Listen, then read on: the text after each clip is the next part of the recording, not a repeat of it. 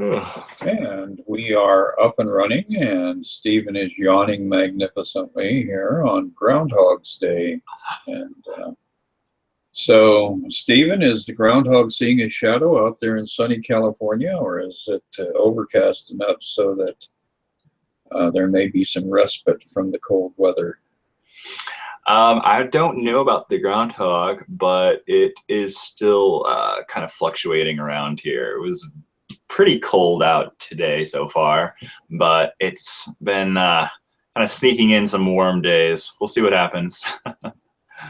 Yes. Well, if you do happen to see the groundhog, I understand they can be quite tasty. So grab that sucker and fricassee him, and then we won't have to worry about winter anymore at all. I kind of like that plan, but I kind of have mixed feelings about it. So. Yes. Well, you know what they say: groundhogs are never going to be as good as possums. So. I guess we had raccoons come into our house last night when the door wasn't shut all the way. So. They are curious creatures, and they can be quite aggressive as far as protecting their garbage can, their territory. So. Yeah, they came and ate all of Lucy's cat food. So, what are you gonna do? Well, on the upside, they didn't eat Lucy, and that's the good part of this. That's what I said. I'm glad Lucy was up safe with us in our room last night. Yes, it is another prime example of this great place that we are hanging out in, and how we pretty much covered all the bases and making it as fearful as humanly possible or humanly conceivable. And as our political arena is continuing to unfold with daily dramas, it calls us back to again. And so we're going to be looking at chapter 13 here, which is all about the guiltless world, and we had left off with the fear of redemption.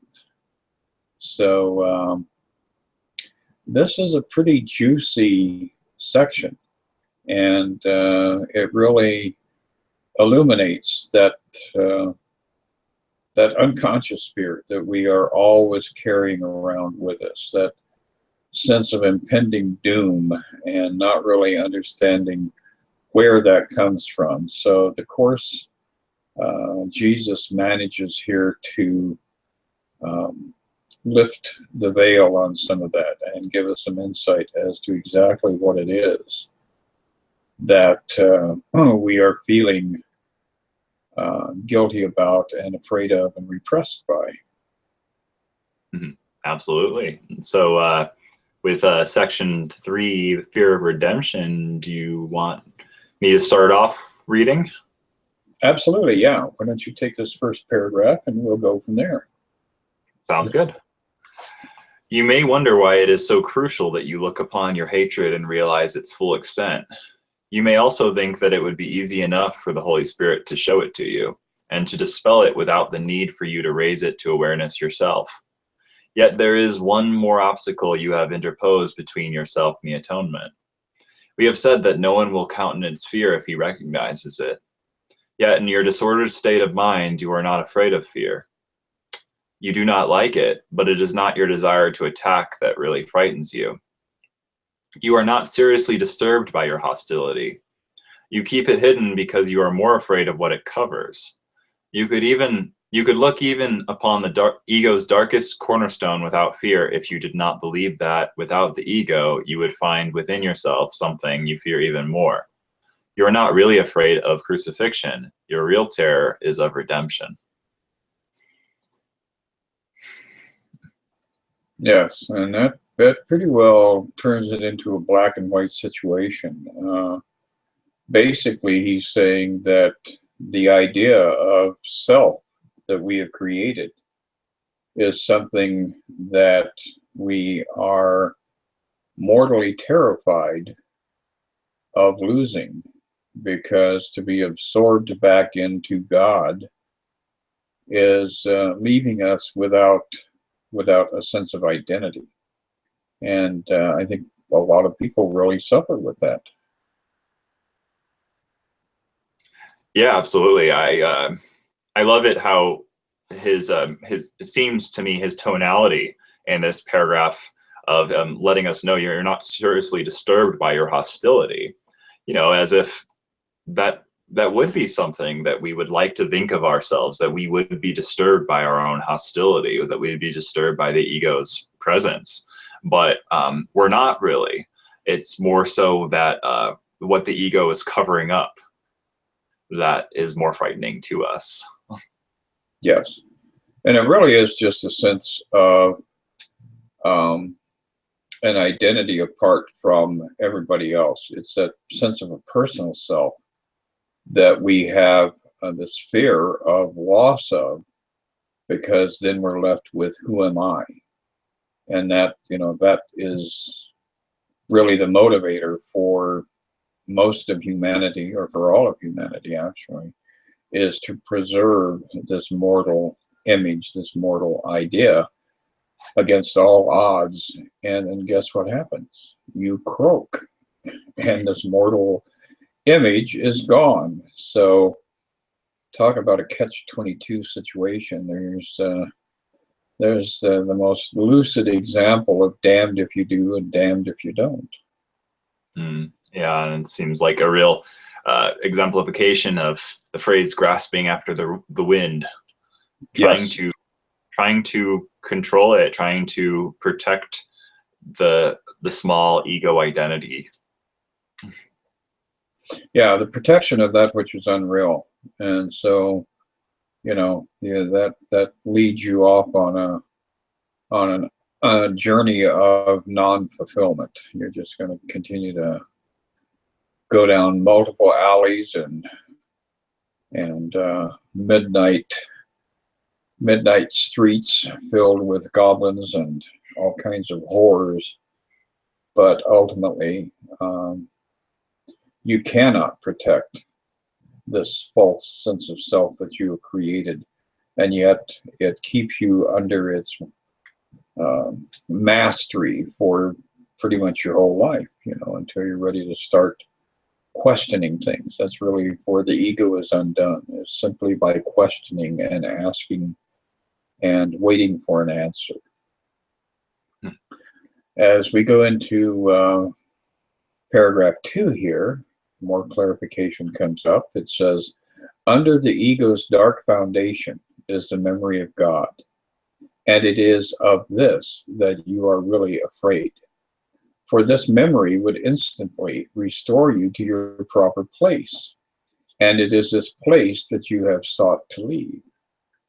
Your fear of attack is nothing compared to your fear of love. Look even upon your savage wish to kill God's Son if you did not believe that it saves you from love. For this wish caused the separation, and you have protected it because you do not want the separation healed. You realize that by removing the dark cloud that obscures it, your love for your Father would impel you to answer his call and leap into heaven. You believe that attack is salvation because it would prevent you from this. For still deeper than the ego's foundation, and much stronger than it will ever be, is your intense and burning love of God and his for you. This is what you really want to hide. So we are hugely invested in this pursuit of avoidance. We want to avoid looking at our real core motivation. And that motivation is that we were created by God in God's image. So we are love manifest. And yet we get indulged. When we indulge the ego, we go out and do a lot of very unloving things, almost minute by minute. Yeah, I think that's a really good reminder to carry with us throughout the day and throughout our lives, that we can never really be afraid of what the ego is offering to us. It's more so we're always just afraid of that love of God. And so if we can just always like remember that when we feel that fear, that inclination to avoid things, that is maybe something worth investigating in terms of, are we shying away from God's love by avoiding this thing we've slapped a label onto?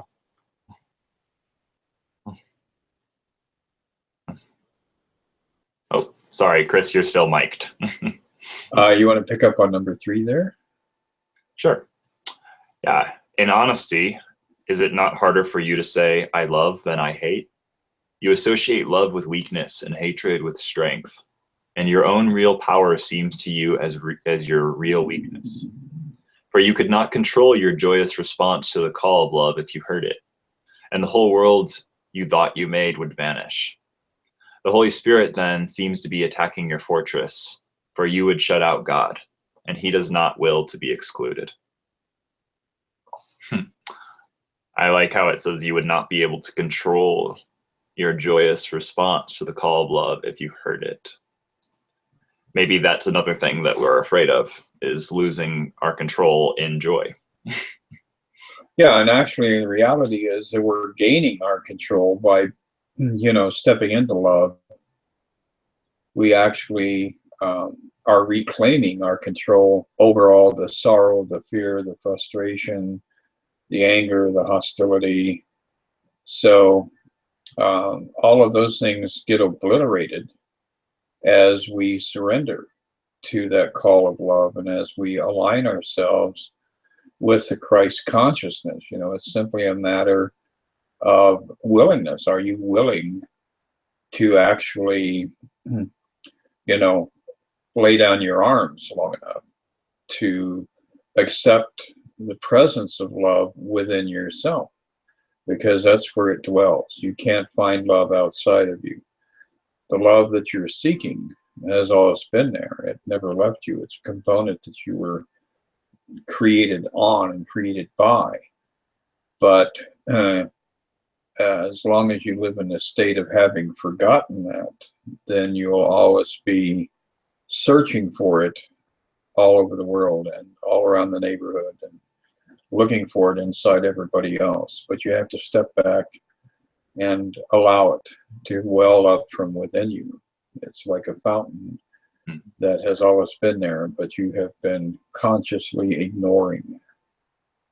Yeah, and it also comes to me now to talk about how that is that love that we are is our true parent, and what appears to be our many parents in the world who give birth to children. That that love, that invulnerable source, is our true source, and in a sense, the journey we're on is the child. It's the Son of God, right? So I just thought to mention that metaphor as it correlates. Yes. Yeah, there's that old adage, child is father to the man, and the innocence of our pure self, our true self, the child within, is the parent that, if we pay attention to it, if we go back and reclaim it, can actually guide us through this very dark realm of madness. Did you say the child within is the true parent? Yes, the presence of God. I really love that. How it feedbacks to the child within is the true parent. It's yes. The child is father to the man. Mm-hmm.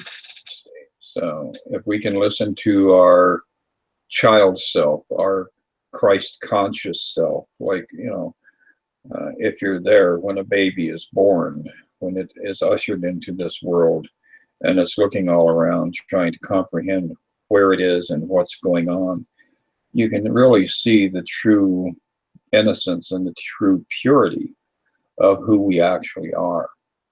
And it is in that state that has been outgrown over the years that we can go back and find our redemption in, because that initial spark is the absolute manifestation of the purity of God consciousness. And, are we on number 4? Yes. Do you want to read that one? Yeah, it says, you have built your whole insane belief system because you think you would be helpless in God's presence. And you would save yourself from his love because you think it would crush you into nothingness. And there we go back into that idea of loss of identity, and this precious little identity with all of its, quirks and flaws is something that we are willing to exclude ourselves from grace in order to preserve. And then 28 years further down the road, you croak and it's lost anyway. So how much of a paradox is that? It says you are afraid it would sweep you away from yourself and make you little because you believe that magnitude lies in defiance and that attack is grandeur. Boy, that sounds like the political environment of America right now. You think that you have made a world God would destroy, and by loving him, which you do, you would throw this world away, which you would. And how many of us are starting to get kind of fed up with this whole ball of confusion? It goes on to say, therefore, you have used the world to cover your love. And the deeper you go into the blackness of the ego's foundation, the closer you come to the love that is hidden there. And it is this that frightens you. So it seems like there's this paradoxical element to the process of looking at your ego, like going to the deepest, darkest cornerstone of the ego brings you closer and closer to love, paradoxically. And it brings you closer and closer to coming into awareness that you are not who you thought you were, and that this self-preservation journey that you've been on has all been for naught. And of course, the more you're invested in the ego, the more that's going to give you pain, because the one thing that the ego is most terrified of is that realization that it is not real. And as you embrace that idea more and more, you will observe your own ego thrashing about mindlessly, because all of a sudden it has no substance, it has no attraction, and it has no power. Yeah, I think that that's something that becomes increasingly obvious as we start to look at the ego. So I'll pick up here on number 5. You can accept insanity because you made it, but you cannot accept love because you did not. You would rather be a slave of the crucifixion than a son of God in redemption.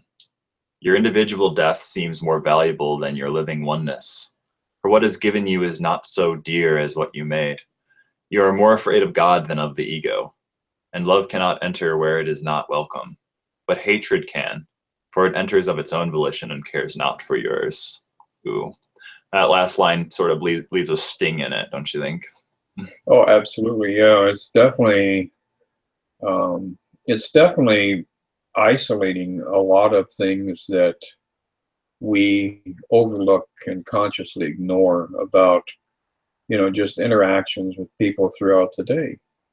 Because how often are you going to be offended, get angry because somebody, cut you off in traffic, or stepped on your foot when they were exiting the room, or whatever.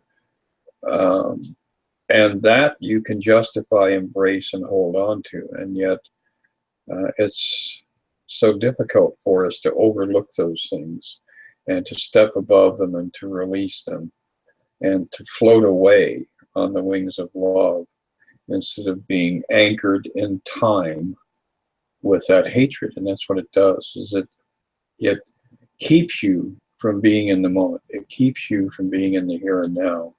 And if you're not present for your life, then your life becomes meaningless.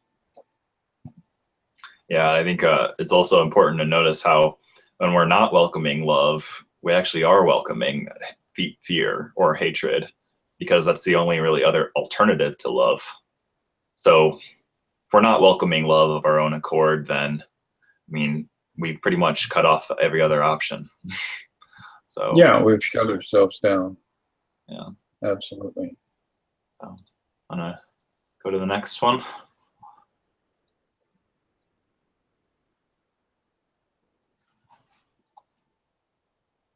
Number 6. Yes.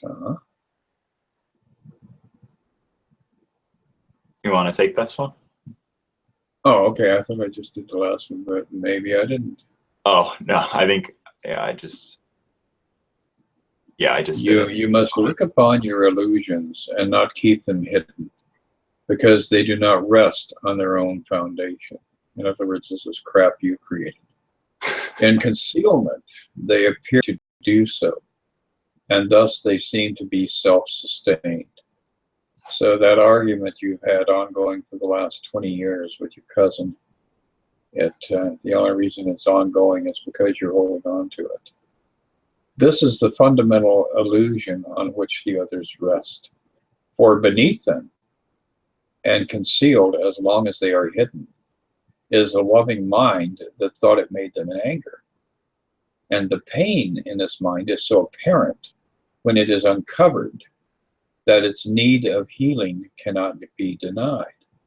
Not all the tricks and games you offer it can heal it, for here is the real crucifixion of God's Son. And that is, that guilt that we collectively carry for the death of every human being who has ever existed. We're loaded up on that unconscious interior dialogue that we subvert and push down to the utter depths of the subconscious, so we can't hear even a whisper from it.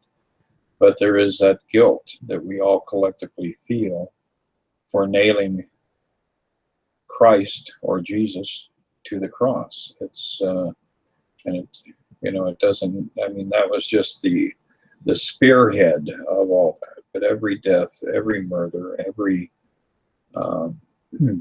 desire to kill is loaded up somewhere deeply within us, and we carry that burden of guilt into every room that we step into, in all the different journeys through, this house of our lives that we are living in. Yeah, I think that's when it becomes really important to start to question everything that we perceive in the ego's realm of things, and starting to question, is death really real? Like, what's going on there? And then like coming into opening our awareness to the realization of truth that actually is going to be the healing solution for us. I think that's what we're going to lean into in this next paragraph, so I won't go too much into that. So, and I'll start off with this one. It says, "And yet he is not crucified. Here is both his pain and his healing. For the Holy Spirit's vision is merciful, and his remedy is quick. Do not hide suffering from his sight, but bring it gladly to him. Lay before his eternal sanity all your hurt, and let him heal you. Do not leave any spot of pain hidden from his light, and search your mind carefully for any thoughts you may fear to uncover. For he will heal every little thought you have kept to hurt you, and cleanse it of its littleness, restoring it to the magnitude of God." So here it becomes very apparent that we're holding on to guilt, and a huge burden of guilt, based on a premise that we have succeeded in murdering the child of God. And in reality, all we've done is trashed a body and left it crumpled on the ground.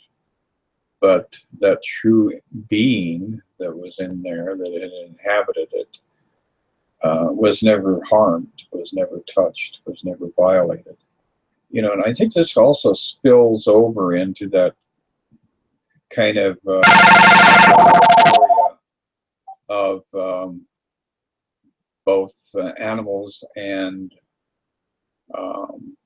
plants that we end up murdering in order to consume, in order to be able to perpetuate our bodies. So, you know, it's just like these cycles of guilt just go on and on and on and loop into one another and another and another. And so until we can stop and allow our higher self, allow the Christ within us to make it clear that none of this is actually real because nothing was killed, it keeps us on that treadmill of trying to escape from fate that we really created for ourselves, and it's all unnecessary. It has no power. It has no anchor in truth. Absolutely. You wanna let's want to start with the next one, 8? Yeah. Or did you want to skip one of my these? I'm not sure. How do you want to?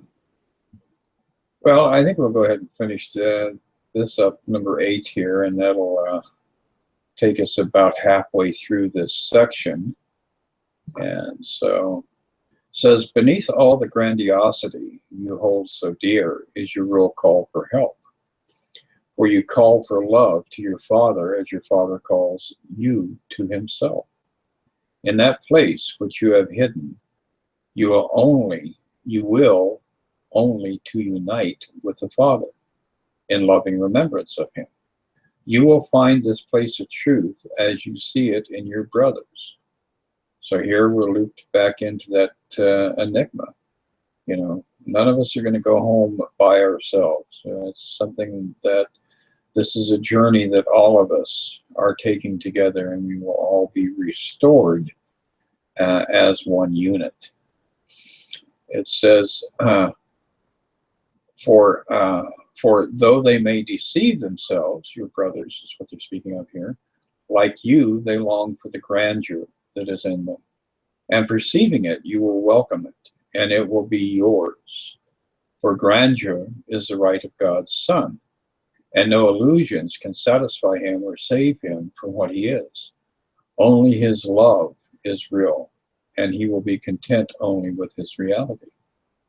And this is getting us away from grandiosity, which is the ego's,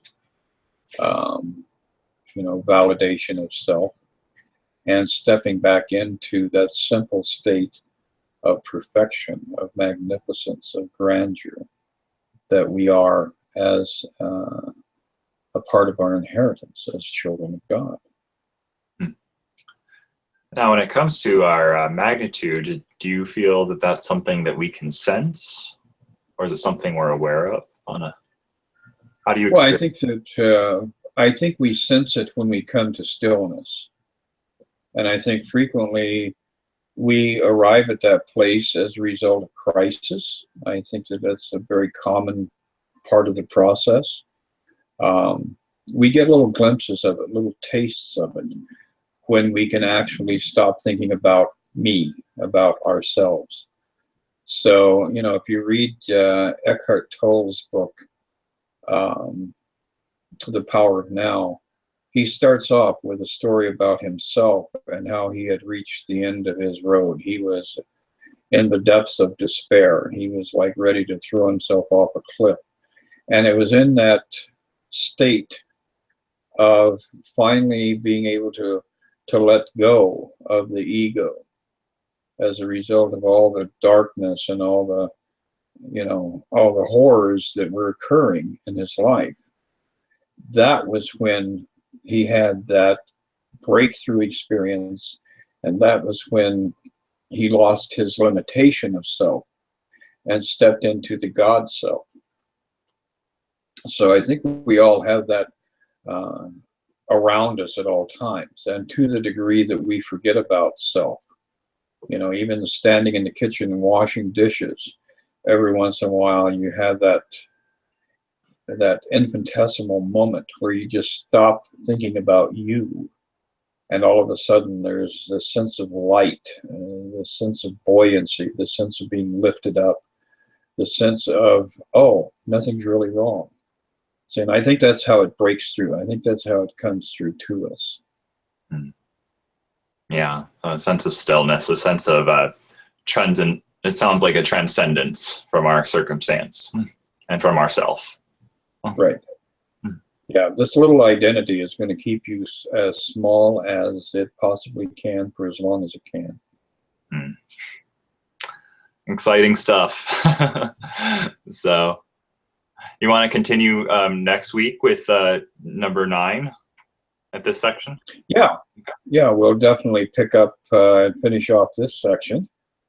And, you know, again, we invite people who are checking in and watching the videos. If you have questions, if you have comments, go ahead and post them, because it would be our pleasure to highlight your thoughts in each episode. If we can share, you know, whatever knowledge we have in helping you to gain a greater comprehension of the course.